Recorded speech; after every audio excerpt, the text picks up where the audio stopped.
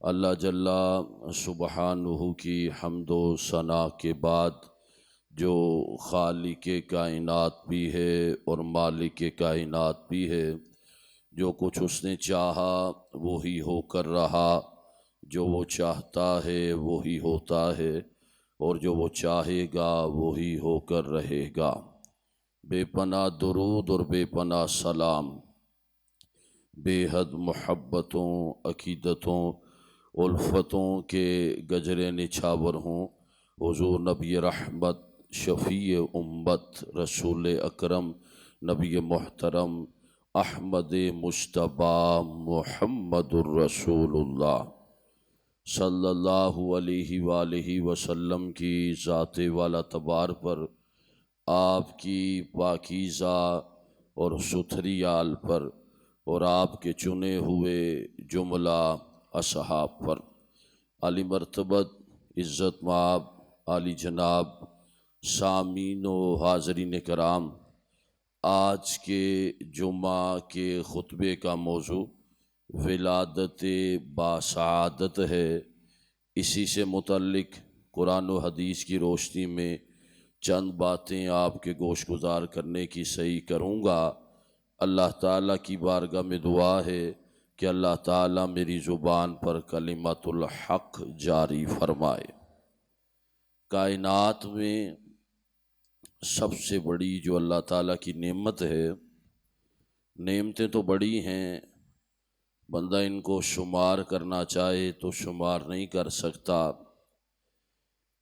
لیکن کائنات میں سب سے بڑی نعمت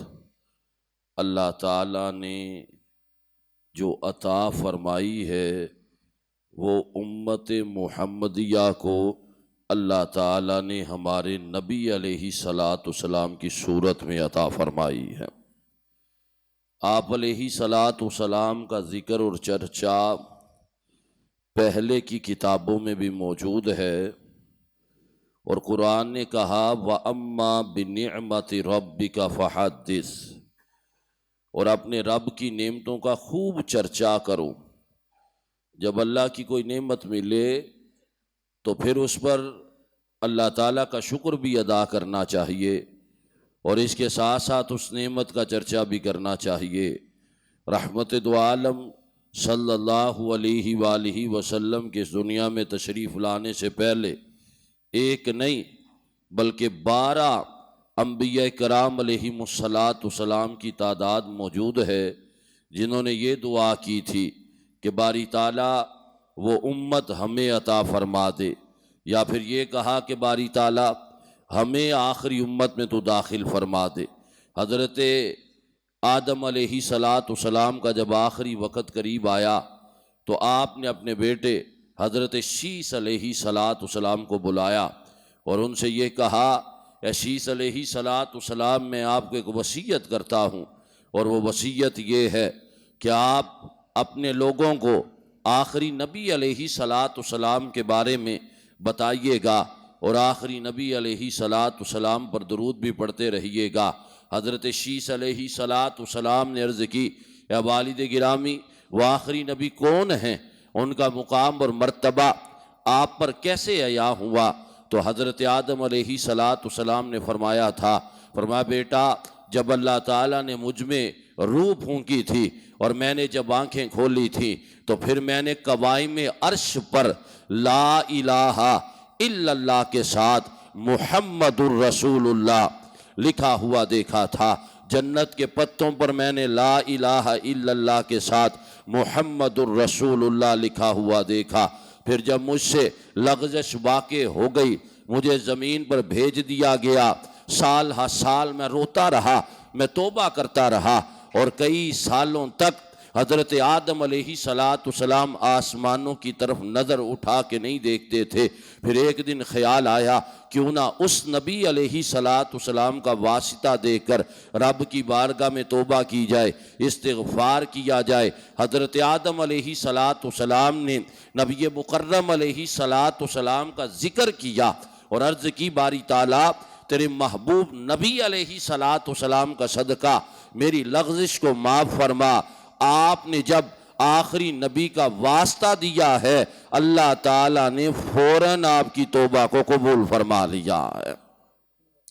کہا یہ وہ برکت والے، وہ عزت والے نبی ہیں۔ پھر آگے چلیے، حضرت ابراہیم علیہ السلام نے جب کعبۃ اللہ کو تعمیر کیا تو پھر آپ نے ہاتھ بلند کیے۔ پہلے تو رب تعالیٰ نے فرمایا ابراہیم علیہ السلام اب لوگوں کو بلائیں کہ آ کر وہ اس گھر کا طواف کریں۔ تو انہوں نے کہا کہ باری تعالیٰ یہاں پہ تو قریب کوئی بندہ نہیں، میں کس کو پکاروں؟ تو اللہ تعالیٰ نے فرمایا ابراہیم علیہ السلام آواز دینا آپ کا کام ہے اور لوگوں تک پہنچانا ہمارا کام ہے۔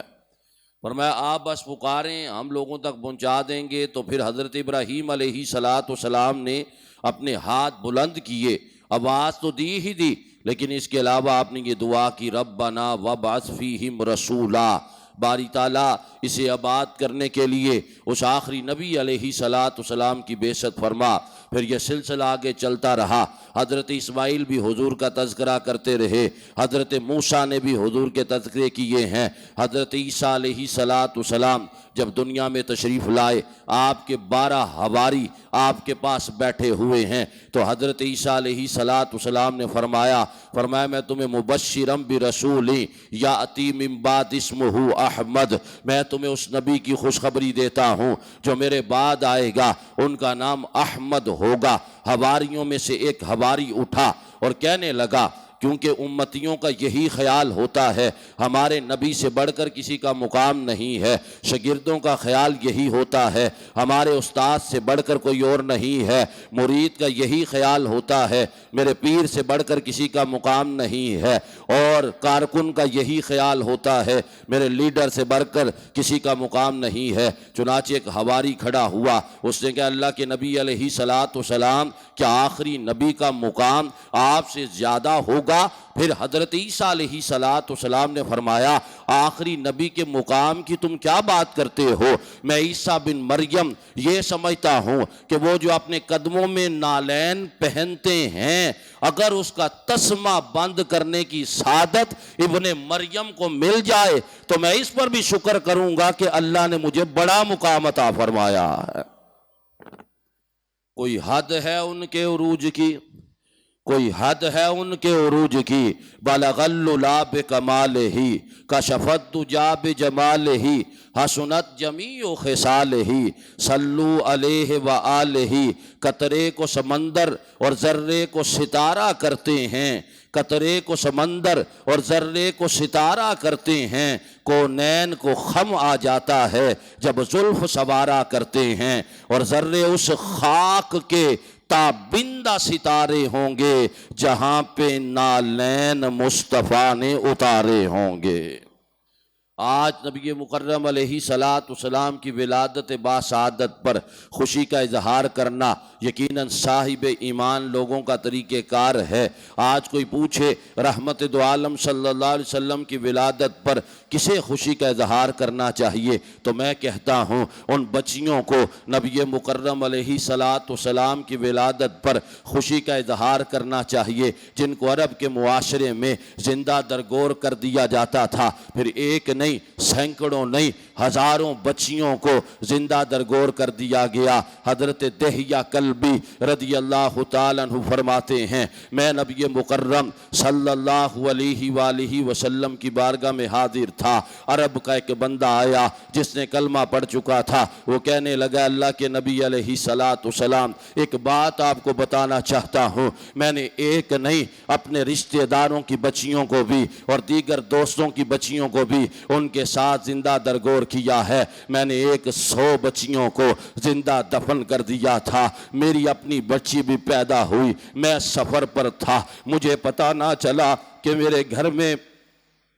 بچی کی ولادت ہو گئی ہے، میں واپس آیا تو میری بیوی نے کیا کیا کہ میرے آنے سے پہلے ہی میری بچی کو اپنے میکے میں لے گئی اور وہاں پر جا کر ان کے گھر چھوڑ دیا اور کہا بتایا نہ جائے کہ میرے گھر میں بچی پیدا ہوئی ہے، کیونکہ میرا شوہر بڑا سخت ہے، وہ اسے زندہ درگور کر دے گا۔ کہا کہ پھر کیا ہوا؟ میں جب گھر واپس پہنچا تو میری بیوی نے کہا بیٹا پیدا ہوا تھا لیکن اس کا انتقال ہو گیا، وہ موت کے گھاٹ اتر گیا۔ میں تھوڑی دیر کے لیے مطمئن ہو گیا، وقت گزرتا رہا، 4-5 سال گزر گئے، پھر مجھ پر یہ واضح ہوا کہ میری ایک بیٹی ہے اور یہ وہی بیٹی ہے جو میرے گھر میں پیدا ہوئی تھی۔ 5 سال کی بیٹی، جو بچیوں والے ہیں یا بچوں والے ہیں ان کو اس بات کا اندازہ ہے کہ بچیاں باپ سے کتنی محبت کرتی ہیں، کیسے باپ کو گلے سے لگاتی ہیں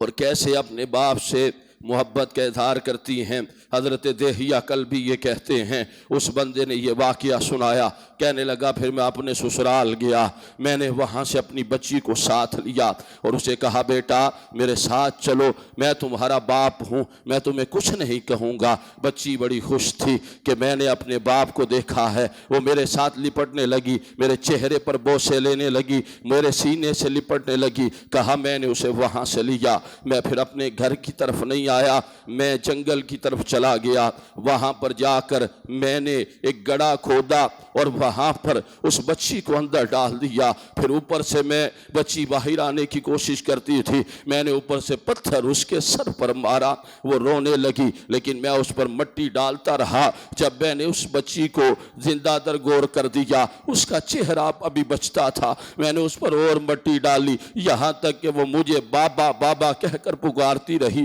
لیکن میں نے اس پر رحم نہیں کیا۔ بس اسی طرح اسے دفن کر کے میں پلٹ آیا، میری وہ بچی مجھے یاد کرتی رہی لیکن میں نے اس پر رحم نہیں کیا۔ اے اللہ کے نبی علیہ السلام، اس طرح میں نے کیا ہے۔ حضرت دہیہ کلبی کہتے ہیں رحمت دو عالم صلی اللہ علیہ وآلہ وسلم کی آنکھوں سے برابر آنسو جاری تھے، آپ روتے جا رہے تھے اور آپ فرماتے تھے تجھ میں اتنی ہمت کیسے آئی، تو نے کیا کر دیا، تو نے اپنی بچی کو زندہ درگور کر دیا، زندہ دفن کر دیا۔ اب ان بچیوں کے بارے میں رحمت دو عالم صلی اللہ علیہ وسلم نے فرمایا جن کو زندہ دفن کر دیا جاتا تھا، حضور نے فرمایا لوگوں سن لو، جو بندہ اپنی 3 بچیوں کی پرورش کرے، ان کو پروان چڑھائے، اچھی جگہ پر ان کا نکاح کر دے، 2 انگلیوں کے ذریعے اشارہ کیا، فرمایا جیسے یہ 2 انگلیاں ساتھ ہیں ایسے قیامت کے روز وہ میرے ساتھ ہوگا اور اللہ تعالیٰ مجھے اور اسے جنت میں اکٹھا داخل فرما دے گا۔ رحمت دو عالم صلی اللہ علیہ وسلم نے وہ بچی جس کو معاشرے کا ناسور سمجھا جاتا تھا، آپ کی ولادت باشہادت ہوئی تو اس سال میں رحمت دو عالم صلی اللہ علیہ وسلم کی برکت سے جن عورتوں کے ہاں ولادت ہونے والی تھی رب تعالیٰ نے سب کو بیٹے ہی عطا فرمائے، اس وجہ سے چونکہ اس سال میں کوئی ایسا بندہ نہ ہو جو کہ اپنی بیٹی کو زندہ دفن کر دے۔ وہ بندہ یہ کہنے لگا اللہ کے نبی علیہ السلام کیا میری توبہ قبول ہو سکتی ہے؟ میں نے سنا ہے آپ رحمت للعالمین ہیں۔ تو رحمت دو عالم صلی اللہ علیہ وسلم نے فرمایا تو نے بہت برا عمل کیا، لیکن یہ ہے جب بندہ اسلام قبول کرے تو اللہ تعالیٰ پچھلے گناہوں کو معاف کر دیتا ہے، تو اسلام قبول کر لے اللہ تعالیٰ تیرے سارے گناہوں کو معاف فرما دے گا۔ یعنی وہ بیٹی جس کا پہلے کوئی مقام اور مرتبہ ہی نہیں تھا، میرے نبی علیہ السلام کے مبارک قدم جب اس کائنات میں لگے، ہر طرف جہاں پر بہاریں پھیلی ہیں، ہر طرف رحمت ہی رحمت ہے، ہر طرف نور ہی نور ہے، وہیں پر میرے نبی علیہ السلام نے بیٹی کے مقام کو بھی بیان فرمایا یہ اللہ کی رحمت ہے، جس گھر میں آ جائے اللہ کی رحمتیں برسنا شروع ہو جاتی ہیں۔ پھر والد کے انتقال کے بعد ماؤں کو لوگ ان پر ظلم و ستم کرتے تھے، ماں کو کچھ سمجھا نہیں جاتا تھا، وراثت کی چیز سمجھ لیا جاتا تھا، بڑا بیٹا ماں پر ظلم کرتا، لیکن جب میرے نبی کے قدم اس کائنات میں اس زمین پر لگے ہیں تو پھر حضور علیہ السلام نے فرمایا لوگوں سن لو، ماں تو وہ ہے جس کے قدموں کے تلے رب نے جنت رکھی ہے، جو ماں کی خدمت کرے گا اللہ تعالیٰ اسے جنت میں داخل فرما دے گا۔ پھر یقیناً باپ کو بھی خوش ہونا چاہیے۔ رحمت دو عالم صلی اللہ علیہ وسلم کی ولادت باسعادت پر پہلے بوڑھوں کا کوئی ادب و احترام نہیں ہوتا تھا۔ میرے نبی علیہ السلام نے فرمایا جو سفید بالوں والے کی تکریم کرے، احترام کرے، اس کا ادب کرے تو رب تعالیٰ اسے بھی بے شمار ثواب عطا فرما دیتا ہے۔ غلام جن کو منڈیوں میں جانوروں کی طرح بیچا جاتا تھا، جن کی بولیاں بھینسوں کی طرح لگتی تھی، بکریوں کی طرح جنہیں بیچا جاتا تھا، جن کا کوئی مقام اور مرتبہ نہیں تھا، ان سے جا کر پوچھو میرے نبی رحمت صلی اللہ علیہ وسلم جب دنیا میں تشریف لائے، حضرت بلال حبشی کے کہتے ہیں میں غلام، میرا باپ غلام، میری والدہ لونڈی، ہمیں کوئی جانتا اور پہچانتا نہیں تھا، لیکن جب نبی مکرم علیہ السلام کے قدموں میں آئے، حضور علیہ السلام کے وقت میں دوسرے ملکوں میں کئی بادشاہ گزرے ہوں گے، لیکن ان بادشاہوں کا نام کسی کو نہیں آتا ہوگا، لیکن جب کہیں گے مؤذن رسول کون ہے تو مسلمانوں کا بچہ بچہ بتائے گا کہ حضرت بلال بن ربا نبی مکرم علیہ السلام کے مؤذن ہیں۔ تو غلاموں کو جو مرتبہ ملا ہے وہ بھی اللہ تعالیٰ نے ہمارے نبی کے صدقے عطا فرمایا ہے۔ تو یہ رحمت دو عالم صلی اللہ علیہ وسلم کی ولادت باسعادت کا صدقہ ہی ہے۔ آپ جب دنیا میں تشریف لائے تو پھر کیا کیا معجزات رونما ہوئے ہیں۔ ایران کا وہ آتش کدہ جو ہزاروں سال سے جل رہا تھا، جہاں پر آگ بجھنے نہیں دی جاتی تھی، لیکن نبی مکرم علیہ السلام تشریف لائے تو وہ آگ بجھ گئی۔ جو اس بات کا اعلان تھا ہزاروں سال لوگوں نے آگ کی عبادت کی ہے، لیکن آج وہ نبی آ گئے ہیں جو آگ کی عبادت کرنے سے منع کریں گے اور لوگوں کو رب کے حضور سجدہ کرنے کا حکم عطا فرمائیں گے۔ رحمت دو عالم صلی اللہ علیہ وسلم کی مکے میں ولادت باسعادت ہوتی ہے۔ حضرت سیدہ آمینہ رضی اللہ تعالیٰ عنہ کے گھر رحمت دو عالم صلی اللہ علیہ وسلم آ جاتے ہیں، پھر ہر طرف یہ خبر پھیل جاتی ہے وہ نبی علیہ السلام تشریف لے آئے، اور حضور کی ولادت کا تذکرہ تو آپ کے آنے سے پہلے بھی تھا، اور جب آ چکے تو آج بھی حضور علیہ السلام کا تذکرہ ہے۔ پہلے طبہ حمیری کا واقعہ پڑھ کر دیکھیں تو وہ بھی میرے نبی علیہ السلام کا یاد کرتا ہے، آپ کا ذکر کرتا ہے۔ نستورہ راہب کو پڑھ کے دیکھیں تو وہ بھی نبی مکرم علیہ السلام کو یاد کرتا ہے۔ یہودی علماء کے واقعات پڑھ کے دیکھیں تو وہ بھی حضور علیہ السلام کو یاد کرتے ہیں۔ حضرت سلمان فارسی کی عمر 300 سال کے قریب ہوئی ہے، فرمایا میں امیر باپ کا بیٹا تھا لیکن میں نے عیسائی راہبوں کی صحبت کو اختیار کیا، میرا باپ میرے خلاف ہو گیا، میں عیسائی راہبوں کے ساتھ وہاں اپنے علاقے سے چل نکلا، پھر اس راہب کے انتقال ہو گیا، پھر دوسرے کے پاس پہنچا، پھر تیسرے کے پاس پہنچا، چلتا چلتا میں مدینے میں پہنچ آیا۔ مجھے 3 نشانیاں راہب نے بتائی تھی کہ آنے والے نبی علیہ السلام ایسے ہوں گے۔ کہا جب میں مدینے میں تھا حضور نے ہجرت فرمائی، حضور جب مدینے میں داخل ہوئے لوگ آگے بڑھے، بچیاں پڑھتی تھیں طلع البدر علینا، آگے بڑھ بڑھ کر نبی مکرم علیہ السلام کے اوصاف بیان کرتی تھی۔ حضرت سلیمان فارسی کو جب پتہ چلا کہ میں اپنے درخت سے اوپر چڑھ کر باغ میں کھجوریں توڑ رہا تھا، فوراً نیچے اترا اور بھاگ کر امام الانبیاء کی بارگاہ میں گیا۔ میرے آقا نے سمجھا شاید بھاگ گیا ہے، وہ میرے پیچھے آیا، کہا نہ میں بھاگا نہیں، میں نے جا کر کھجوریں دی، کہا یہ ہدیہ ہے، حضور نے قبول فرمایا۔ پھر گیا، میں نے کھجوریں دی، کہا یہ صدقہ ہے، حضور نے قبول فرمایا لیکن خود نہیں کھایا۔ تیسری نشانی یہ تھی کہ ان کے دونوں کندھوں کے درمیان مہر نبوت ہوگی۔ کہا میں ایک دن امام الانبیاء کے پیچھے پیچھے چل رہا تھا، حضور 2 چادریں اوڑھتے تھے، حضور نے اوپر والی چادر ہٹائی اور فرمایا سلمان فارسی یہ دیکھنا چاہتا ہے کہ مہر نبوت کہاں پر ہے، یہ دیکھ لے، اور اس بات کا اعلان میں کر رہا ہوں کہ اللہ نے مجھے اپنا سچا نبی بنا کر دنیا میں مبعوث فرمایا ہے۔ حضرت سلمان فارسی نے پھر کلمہ پڑھا اور پھر وہ عزت ملی کہ جس کی کوئی حد ہی نہیں ہے۔ تو میرے نبی علیہ السلام کی ولادت باسعادت پر تو ہر طرف خوشیاں بانٹی گئی ہیں۔ میرے نبی علیہ السلام کی برکت سے تو ہمیں ایمان ملا اور سب کچھ ملا۔ اب بھی اگر کوئی بندہ یہ کہے کہ رحمت دو عالم صلی اللہ علیہ وسلم کی ولادت پر خوشی کا اظہار نہیں کرنا چاہیے تو یہ اس کی اپنی سوچ ہے، وگرنہ حضور آئے ہیں تو عالم مسکرائے ہیں۔ اللہ نے سب کو بڑا عطا فرمایا ہے۔ ہمیں حضور کی ولادت پر خوشی کا اظہار بھی کرنا ہے، لیکن اس کے ساتھ ساتھ آپ کے طریقہ کار پر عمل پیرا بھی ہونا ہے۔ اللہ تعالی ہم سب کو باعمل بننے کی توفیق عطا فرمائے۔ وآخر دعوانا ان الحمد للہ رب العالمین۔